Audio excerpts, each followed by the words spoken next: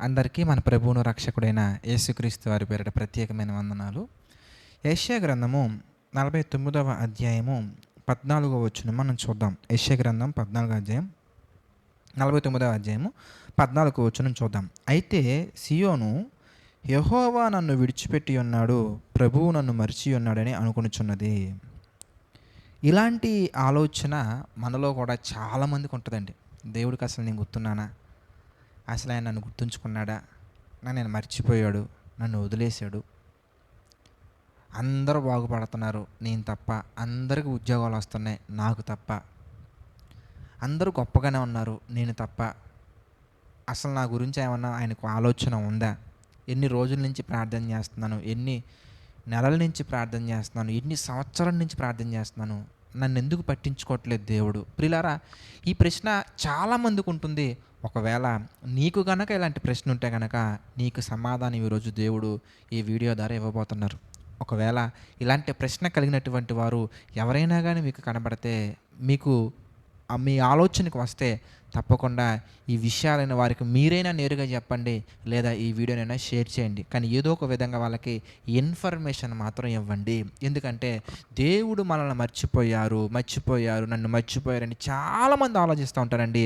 అలాంటి ప్రతి ఒక్కరికి దేవుడిచ్చే ఒక చక్కటి సమాధానం ఏంటంటే ప్రియులారా, 49వ అధ్యాయంలోనే యెషయా గ్రంథము 49వ అధ్యాయంలో 15వ వచనం మనం చూస్తే, స్త్రీ తన గర్భమున పుట్టిన బిడ్డను కరుణింపకుండా తన చంటి పిల్లను మరుచునా. మీరు ఆలోచిస్తానండి, స్త్రీ ఎప్పుడైనా కానీ చంటి పిల్లను మర్చిపోవటం మనం చూస్తామా?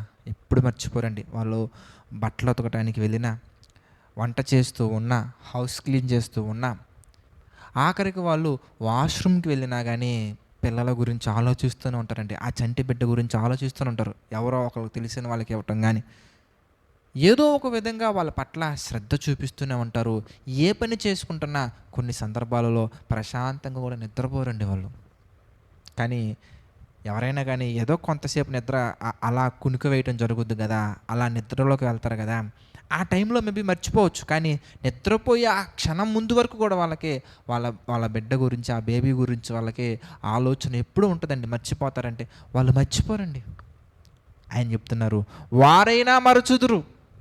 ఎప్పుడు మర్చిపోతారు? వాళ్ళు నిద్రపోయినప్పుడు మర్చిపోయే అవకాశాలు చాలా ఉన్నాయి. ఏదైనా పనిలో ఏదైనా ఒక గొడవ జరిగినప్పుడు మర్చిపోయే అవకాశాలు ఉన్నాయి. లేదా భార్యకి భర్తకి మధ్యలో గొడవ జరిగినప్పుడు మర్చిపోయే అవకాశాలు ఉన్నాయి.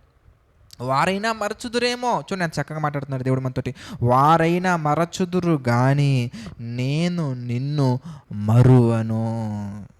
ఆ మాట మాత్రమే కాకుండా ప్రియులారా, ఆయన చెబుతున్నటువంటి మరొక విషయం ఏంటంటే, నిన్ను కాపాడుటకై, నిన్ను రక్షించుటకై నీ పట్ల నాకు ఎలాంటి ఆలోచన ఉందో తెలుసా అని దేవుడు చెబుతున్నటువంటి ఒక చక్కటి విషయాన్ని మనం చూస్తే 121వ కీర్తన మనం చూద్దామండి.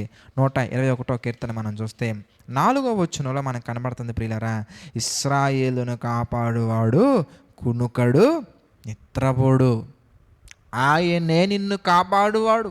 స్త్రీ తన గర్భమున పుట్టినటువంటి చంటి బిడ్డను మరచునేమో, మరిచే అవకాశాలు ఉన్నాయేమో, కానీ నేను మాత్రం నిన్ను మరువను, నిన్ను విడువను, నిన్ను కాపాడువాడును నేనే. ఆయన మాట్లాడుతున్నారండి, దేవుడు మాట్లాడుతున్నారండి. ఆయనే మనల్ని కాపాడతారంట. ఆయన కునుకడు నిద్రపోడు అని మనం చెప్తున్నారండి. అప్పుడు మనం ఎందుకంటే అలా ఆలోచిస్తున్నాం? అయితే మనం ఎందుకు ఆలోచిస్తున్నాం అంటే, ఏదో కొంత ఆలస్యం అవుతున్నట్టు కనబడుతుంది మనకు అన్నీ, అంతే. పిల్లలు మీరు ఆలోచించండి. చాలామంది అంటూ ఉంటారు, నాకు ఈ ప్రాబ్లం ఉంది, ఆ ప్రాబ్లం ఉంది, ఆ ప్రాబ్లం ఉంది, ఆ ప్రాబ్లం ఉంది. ఆ ప్రాబ్లం తప్పించుకోవడం కోసం ఏదో ఒక ఆల్టర్నేటివ్ సొల్యూషన్ చూస్తూ ఉంటాం. మనం ఎప్పుడు కూడా మనం ఆలోచించేది ఆల్టర్నేటివ్ సొల్యూషన్స్ గురించి ఆలోచిస్తామండి, టెంపరరీ సొల్యూషన్స్ గురించి ఆలోచిస్తామండి. కానీ దేవుడిచ్చే సొల్యూషన్ ఆల్టర్నేటివ్గా ఎప్పుడు ఉండదు. అల్టిమేట్ సొల్యూషన్ ఇస్తారు ఆయన. ఆయన అల్టిమేట్ సొల్యూషన్ ఇస్తారు. ఆయన టెంపరరీ సొల్యూషన్స్ అస్సలు ఎవరండి, టెంపరరీ సొల్యూషన్స్ అస్సలు ఎవరు. ఆయన ఎలాంటి పరిస్థితులు, ఎలాంటి టఫెస్ట్ సిచ్యువేషన్స్ వచ్చినా కానీ నువ్వు నిలబడే విధంగా నేర్పిస్తారు ఆయన. ఆ ట్రైనింగ్లో మనం పార్టిసిపేట్ చేయాలి. మనం అడగాల్సిన ప్రశ్న ఏంటంటే, నాకు ఇది సహాయం చేయి, అది సహాయం చేయని కాకుండా, అయ్యా ఇందులో మీరు నాకు ఇవ్వాలనుకున్నటువంటి శిక్షణ ఏదైతే ఉందో అది నేను సమృద్ధిగా తెలుసుకునే విధంగా, అది నేను సమృద్ధిగా గ్రహించే విధంగా మంచి గ్రహింపు నాకు దయచేయ ప్రభు అని మనం ఆయనకి ఆ విధంగా ప్రార్థన చేసి కనుక మనం నిలబడగలిగితే తప్పకుండా దేవుడు మనకి అన్నీ నేర్పిస్తారండి. ఆయన సమస్యలు తీసేవారు మాత్రమే కాదు, సమస్యలు నీకు నువ్వే తొలగించుకునే విధంగా, నీకే సమర్థత కలిగి నిలబడే విధంగా చేయగల గొప్ప సమర్థుడు మన దేవుడు. కాబట్టి మనం ఎప్పుడు కూడా ఆయన్ని నన్ను మర్చిపోయావు ప్రభువా, నన్ను గుర్తున్నానే ప్రభువా అని ఎప్పుడు కూడా కలలో కూడా దూషించకండి, కలలో కూడా అనుకోకండి. అలా అనుకోవద్దు. ఎందుకంటే ఆయన మరిచిపోరు, ఆయన కునుకరు, నిద్రపోరు, నిన్ను కాపాడువారు ఆయనే. ప్రార్థన చేసుకుందాం. ప్రతి ఒక్కరు తలలో ఉంచి ప్రార్థనలు ఏకీభవించండి. ప్రేమగల తండ్రి, దయగల దేవ, పరిశుద్ధ మహోన్నతుడ, అనేకమైన విషయాలను మాకు తెలియజేస్తున్నారు, నేర్పిస్తున్నారు. అందుని బట్టి మీకే మహిమ, ఘనత, ప్రభావాలు చెల్లించుకుంటున్నాం తండ్రి. ప్రభువా, ఈ ఉదయకాల సమయమున మాతో మాట్లాడుతున్నారు, అందుని బట్టి కృతజ్ఞతాస్తుతులు చెల్లించుకుంటున్నాము. దేవా, థ్యాంక్ యూ సో మచ్. మాతో చక్కటి విషయాలు తెలియజేశారు తండ్రి. నిజమే ప్రభా, మీరు మర్చిపోరు తండ్రి, మీరు కునుకరు తండ్రి, మీరు నిద్రపోరు తండ్రి, మమ్మల్ని కాపాడువారు మీరేనైనా.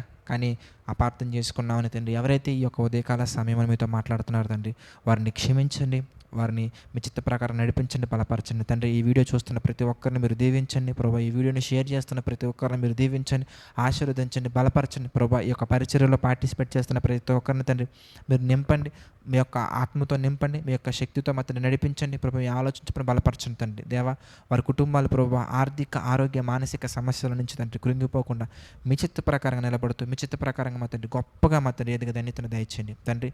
సమస్త మహిమ, ఘనత, ప్రభావాలు మీకే చెల్లించుకుంటూ ప్రతి ఒక్కటి తండ్రి మీ చిత్త ప్రకారంగా జరిగించమని, నడిపించమని వేడుకుంటూ మా ప్రభువును రక్షకుడైన యేసుక్రీస్తు వారి పేరటి ప్రార్థన అడిగి వేడుకొనిచున్నాము తండ్రి. ఆమేన్. అందరికీ వందనాలండి. God bless you all.